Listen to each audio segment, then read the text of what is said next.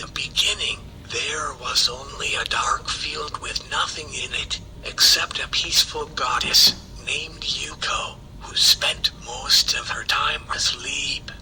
Then one day, there was a shake in the darkness and she arose. When she looked around, she saw that a golden egg had risen out of the ground. She then proceeded to interrogate the intruder. Do you not know who I am? I am Yoko, and this is my land. What are you doing here? You have awoken me from 1,000 years of peaceful sleep. I command that you leave.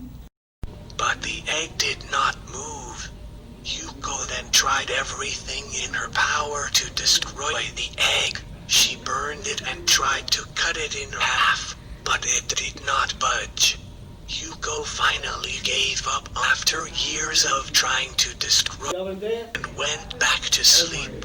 The egg did not disturb Yuko for another 100 years, and when it did, Yuko awoke with anger and vengeance. How dare you disturb my sleep again, even after I had the decency to let you live in my land?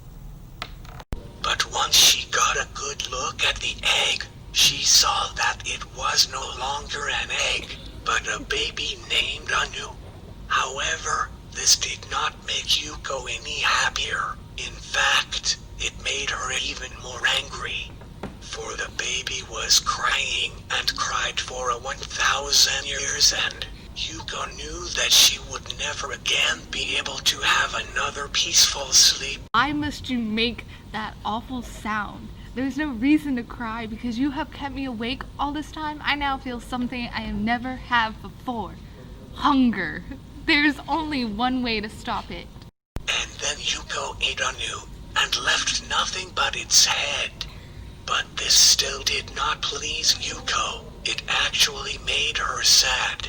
She felt as though an evil force had taken over her soul and destroyed her peacefulness. She then knelt over Anu's head and wept. Oh, what have I done? I was so blind in my hunger that I did not even think of what my actions would do. I had destroyed peace and replaced it with evil. Unu, you can still fix my wrongdoing. I will make your head a home of life that will be good. Take my hair and create ground with it. Use my tears and fill in the oceans and seas. And now take my blood, and through it all life will flourish. I will stay here and provide you with a source of light for all eternity. Anu did what Yuko had said, and Yuko did what she said and became the sun. Now Anu had created the world in his head, and he had created a source of life, trees and animals.